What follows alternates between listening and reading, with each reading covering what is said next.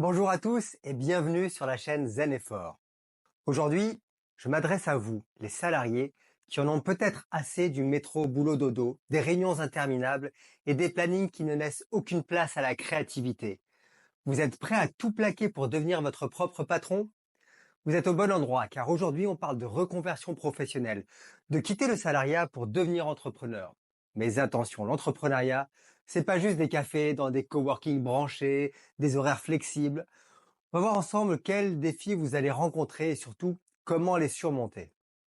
Alors, pourquoi tant de salariés décident-ils de tout quitter pour se lancer dans l'entrepreneuriat? Si vous êtes ici, c'est peut-être parce que vous ressentez ce besoin de liberté. Vous en avez marre qu'on vous dicte votre emploi du temps. Vous voulez créer un projet qui soit en accord avec vos valeurs et non celles de votre N+1, N+2 ou de votre entreprise actuelle.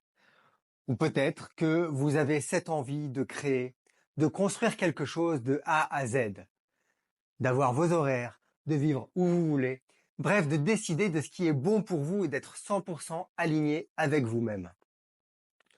L'entrepreneuriat, c'est l'opportunité parfaite pour ça. Vous avez des idées, des passions, c'est enfin l'occasion de les exprimer pleinement.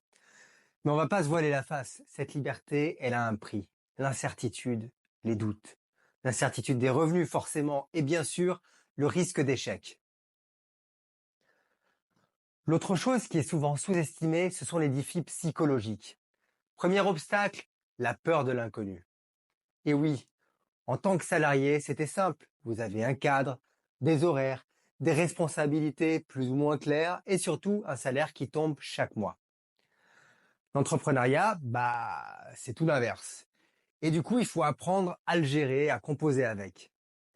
Comment? Eh bien, premièrement, il faut accepter l'incertitude. Oui, vous n'allez pas pouvoir tout contrôler. Mais chaque imprévu, c'est aussi potentiellement une opportunité à saisir, une leçon à apprendre. C'est aussi pour ça qu'on veut prendre sa liberté en tant qu'entrepreneur. Ensuite, préparez-vous soigneusement. Plus vous vous informez sur votre secteur, vos futurs clients, plus vous allez avoir confiance en vous et en votre projet.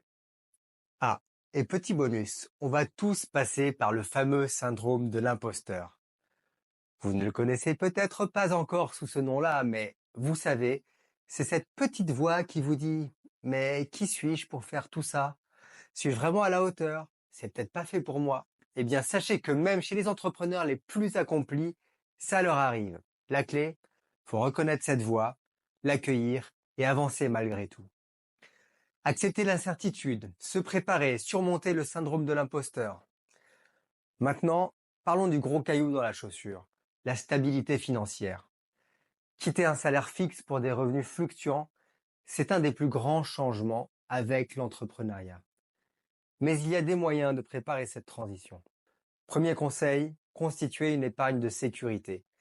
Assurez-vous d'avoir de quoi vivre pendant au moins 6 à 12 mois avant de vous lancer. Ensuite, établissez un budget clair. Prenez en compte vos dépenses personnelles et professionnelles et prévoyez une marge pour les imprévus. Ah, et petit conseil bonus, si vous le pouvez, gardez votre emploi actuel, d'abord à 100%, puis quand les revenus de votre nouvelle activité commencent à monter en mode vase communicant, vous pourrez passer à du temps partiel, puis du mi-temps, et enfin conserver votre contrat de salarié au cas où à 0%. Ça peut être une bonne façon de faire le pont vers votre nouvelle vie d'entrepreneur tout en réduisant le risque financier, le risque d'échec. Quand on devient entrepreneur, il faut souvent se transformer en couteau suisse. Vous aurez à jongler entre gestion financière, web marketing, relations clients, techniques informatiques, vente et j'en passe. C'est un changement radical par rapport au salariat où on est souvent spécialisé dans un domaine. Il faut vraiment s'assumer soi-même et son service. Mais bonne nouvelle, on peut se former. Aujourd'hui, il existe des tonnes de ressources en ligne pour développer les compétences dans tous les domaines. Et si certaines tâches deviennent trop lourdes ou si elles ne sont pas votre point fort, faut pas hésiter à déléguer. Ça a un coût, ok, mais ça peut vous libérer du temps et de la charge mentale pour vous concentrer sur ce que vous faites de mieux, sur votre valeur ajoutée. L'une des clés pour réussir en tant qu'entrepreneur, c'est de développer un réseau solide. Que ce soit pour trouver des clients, des partenaires ou même des mentors, votre réseau est crucial. Du coup, participez à des événements, connectez-vous sur LinkedIn, des groupes Facebook, entretenez votre réseau.